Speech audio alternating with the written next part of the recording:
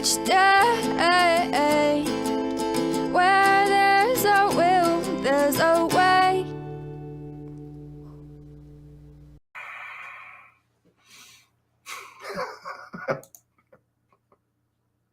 Conversation just carries on over to here. It's cool stuff. Okay. So I've been giving this a little bit more thought. And I do enjoy doing these. I love doing them. It connects me with my people. And I enjoy it.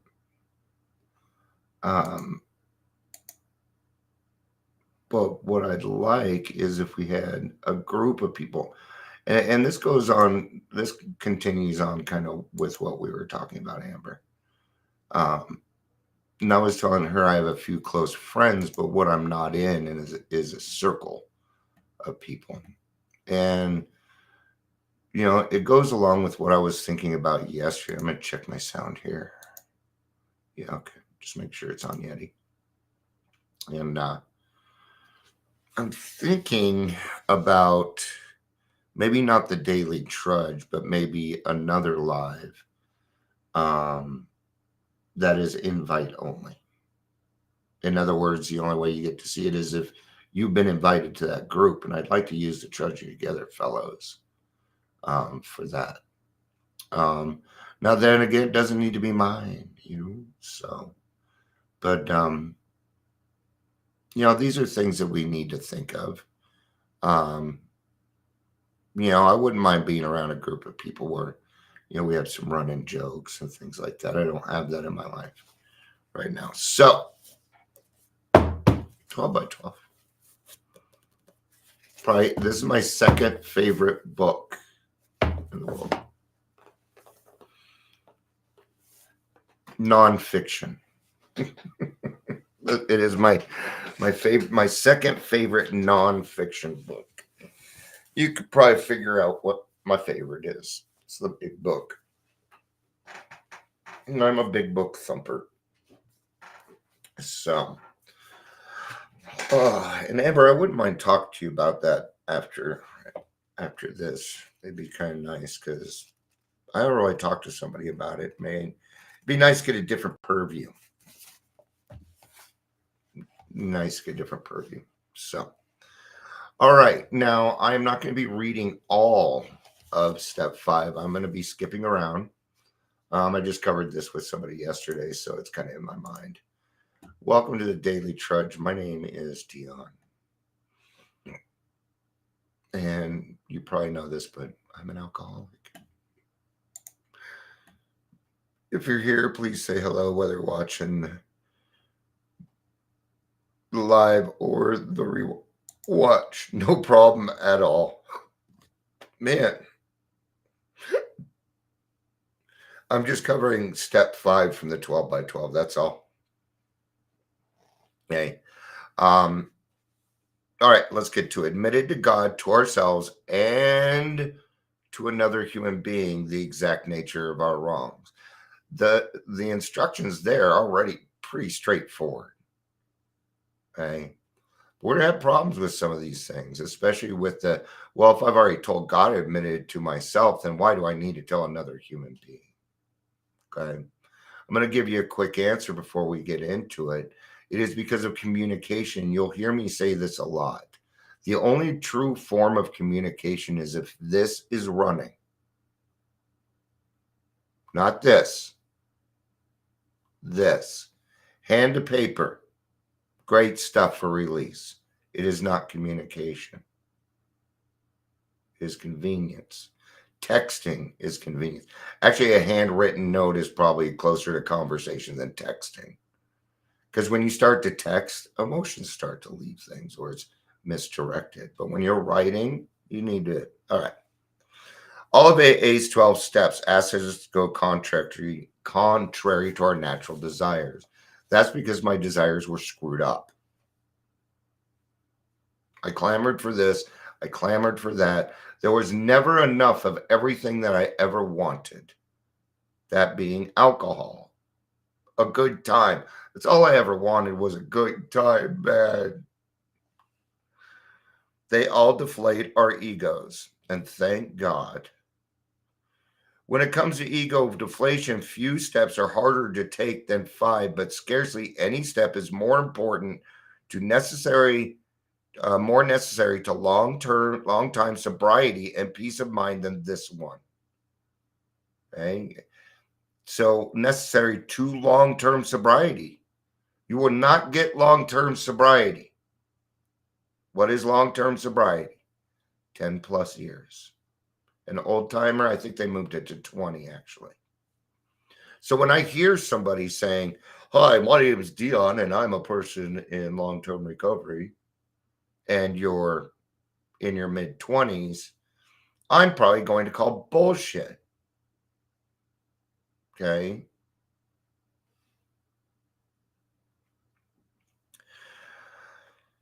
AA experience, AA experience has taught us we cannot live alone with our pressing problems and the character defects which cause or aggravate them.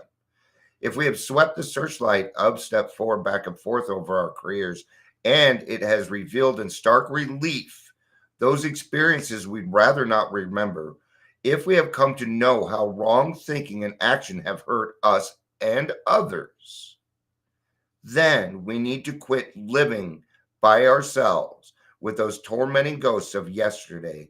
Gets more urgent than ever. We have to talk to somebody about them. Okay. So therapy is a good example of this. When I go to therapy, I run my mouth. I just start running my mouth. I'll say, "Here's the problem. Let's talk." Right? And she'll give me counter things, keep me going. But eventually, the answer is going to come out of my mouth. That is the point of therapy.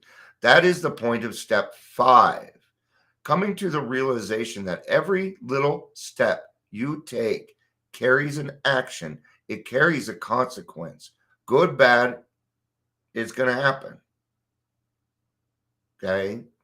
So, what's the first step in solving any problem? Recognition. Well, in step 4, we did recognition.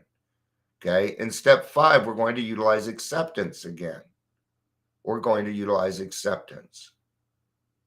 Okay. We're going to talk about the things that we said we were going to take to the grave with us. So intense, though, is our fear and reluctance to do this that many AAs at first try to bypass step 5. We search for an easier way, which usually consists of the genuine, fairly painless admission that when we were drinking, we were sometimes bad actors. Then, for good measure, we'd add dramatic descriptions of that part of our drinking behavior, which our friends probably knew about anyhow. But of the things which really bother and burn us, we say nothing. Certain distressing or humiliating memories we tell ourselves ought not be shared with anyone. Those will remain our secret. Not a soul must ever know. We hope they will go to the grave with us. I've had a lot of humiliating experiences.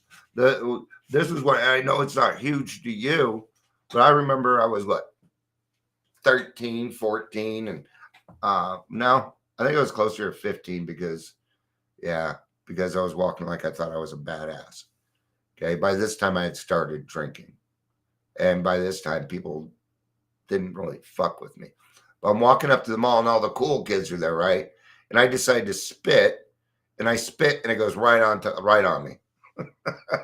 Okay. Yeah, not very cool. Humiliation. Yeah. So what happened? I was trying to be cool, and it backfired on me. Hey Gary, good to see you again, man. Must be Saturday. Yeah, if it's AA's experience mean anything at all, this is not only unwise, but is actually a perilous resolve. Few muddled attitudes have caused us more trouble than holding back on step 5. Some people are unable to stay sober at all. Others will relapse periodically until they really clean house. Even AA old timers sober for years often pay dearly for skipping this step. You've been hearing it lately. People with 20 years going out. They've been two-stepping and it caught up to them. Okay? I've never seen anybody get away with anything in this world. After time, it always comes back around. Okay? You will pay dearly for skipping on this step. It may not happen tomorrow. It may not happen next week. It may not happen in 3 years. It may be when you are 20 years sober, bam, something triggers you. And because you didn't take care of it, because we thought we made it, we will be drunk as quick as ever. I watch it happen. I will not make those mistakes today. All right. Always got to put today in there, right? They will tell how they tried to carry the load alone, how much they suffered from irritability, anxiety, remorse, and depression, how unconsciously seeking relief.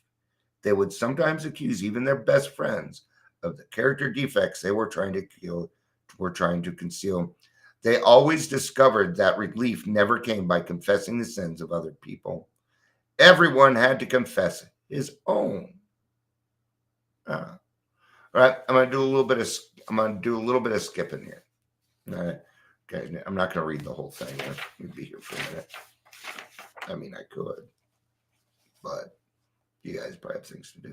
So, what are we likely to receive from step 5?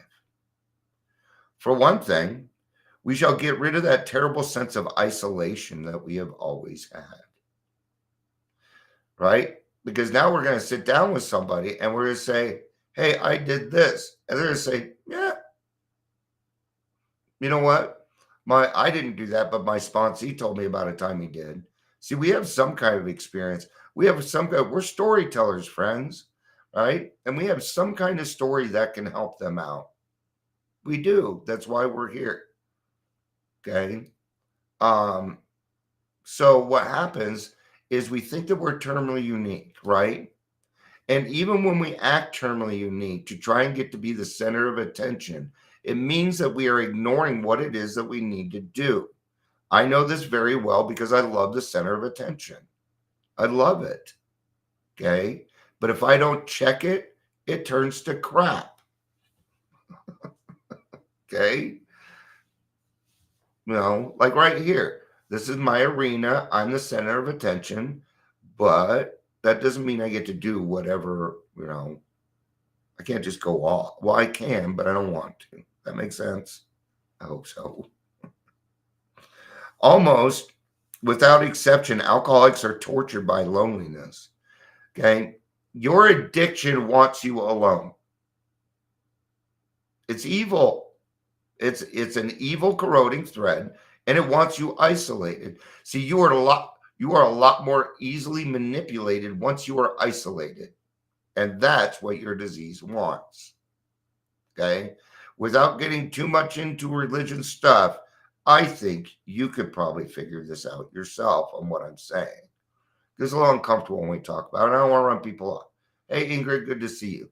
Not necessarily uncomfortable, but maybe doesn't belong here. I think it's different because not many topics that I won't talk about. So, even before our drinking got bad and people began to cut us off, nearly all of us suffered the feeling that we didn't quite belong. Either we were shy and dared not draw near others, or we were apt to be noisy goodfellows, craving attention and companionship. That's me. But never getting it, at least to our way of thinking. There's the key, at least to our way of thinking. See, part of my problem was like, okay, what's your love language? Well, it's this. For now. Alcoholics' love language changes like every 20 freaking minutes. Why? Because we are unsatisfied. Okay. And we have this insatiable need to fill up that big hole in our stomach, don't we? Don't we? I'm so glad that's gone. What is that big hole, big empty hole in your stomach? It's loneliness. It's loneliness. It's missing a part, missing the spiritual malady, right? There was always that mysterious barrier we can neither surmount or understand. It was as if we were actors on a stage suddenly realizing that we didn't know a single line of our parts. That's one reason we loved alcohol too well. It did let us act extemporaneously, but even Bacchus boomeranged us. We were finally struck down and left in terrified loneliness.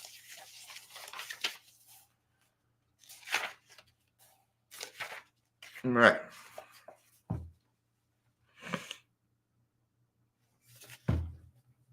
So what they're talking about here is what happens when we try to do it on our own here, just real quick.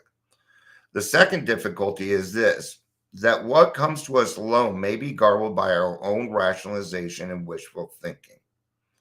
The benefit of talking to another person is that we can get his direct comment and counsel on our situation, and that there can be no doubt in our minds what the advice is going to be.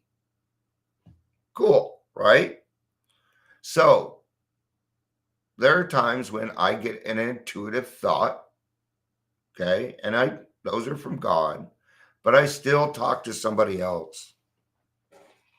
I still talk to somebody else, a spiritual friend, somebody that knows me a little bit. Usually it's my wife that I go to on because she knows me extremely well. And she can say things like, Dion, if you kind of, if you did go that way, I kind of see, where are we going to put humility in that? And, so sometimes, I'll cover it with somebody else. You ever had a really good idea in your head, came out of your mouth, and you're like, I'm so sorry. Ever done that? Yeah, it can be like that. Okay. So always seek counsel. Just seek counsel. It's all right. It's all right. All right. That's what I wanted to talk about on that. Now we're gonna start to clean it up. Okay. They go on to talk about who to do your fifth step with. I'm not really going to cover that. Do it with your sponsor if you trust them. Don't do it with somebody that gets paid.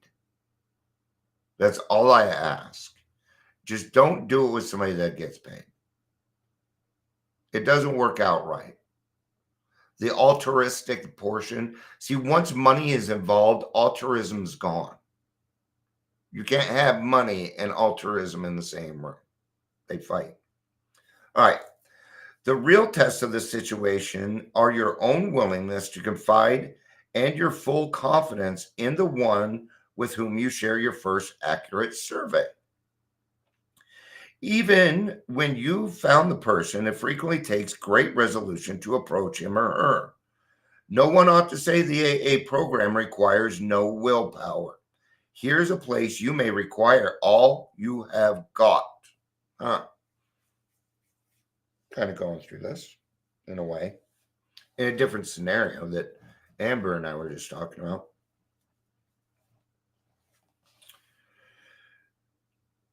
Happily, though, the chances are that you will be in for a very pleasant surprise.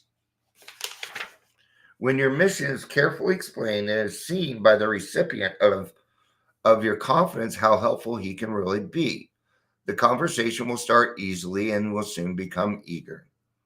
Before long, your listener may well tell a story or two about himself, which will place you even more at ease.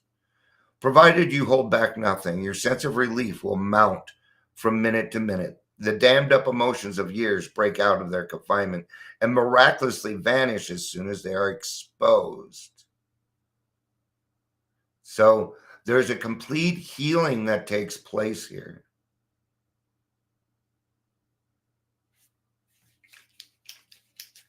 Yeah. And this is usually where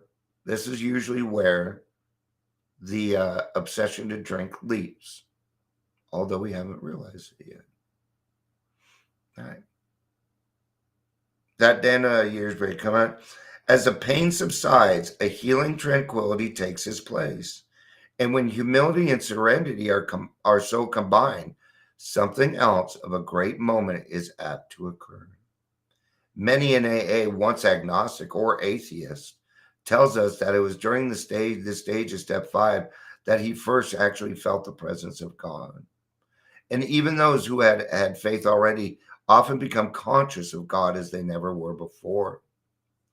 This feeling of being at one with God and man, this emerging from isolation through the open and honest sharing of our terrible burden of guilt, brings us to a resting place where we may prepare ourselves for the following steps towards a full and meaningful sobriety. It's true, man.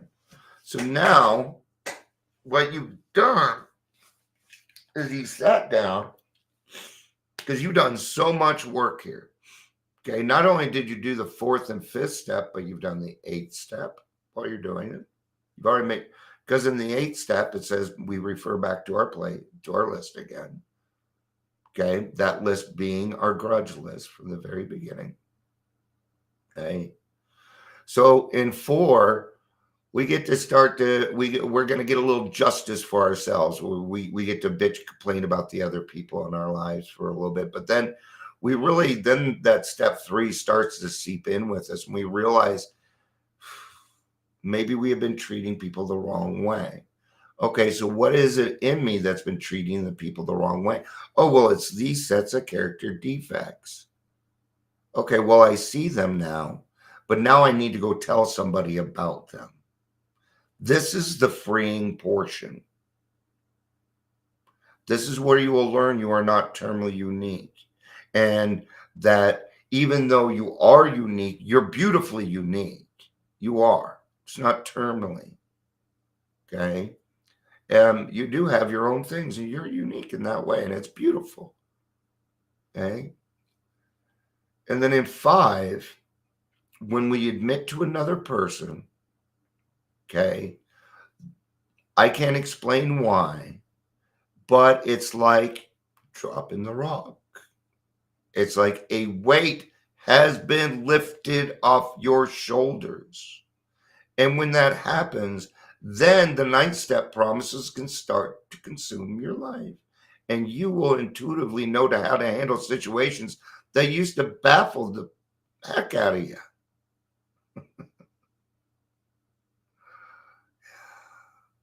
Step 5 is extremely important. Every step is extremely important. Right? It's kind of like Billy Joel. People are like, what's your favorite Billy Joel song? I'll tell them whichever one's playing. What's your favorite step? Whichever one we're talking about right now, it's my favorite. I'm a big 10th stepper. But the thing is, if I have a favorite one, then I don't do them all equally and then balance, right? All right. Thank you all for being here. I appreciate it. I'm not going to the 3 p.m. and I'm not doing the group conscious. I am praying for it. Amber, let me know if we can talk after this. Send me a text message. Let me know if it's good or not. All right. I love you all. Ingrid, oh, you took off. I love you. Bye. Gary, it was good seeing you again. Thank you, everybody. I love you all. Peace out and have a day. Bye-bye.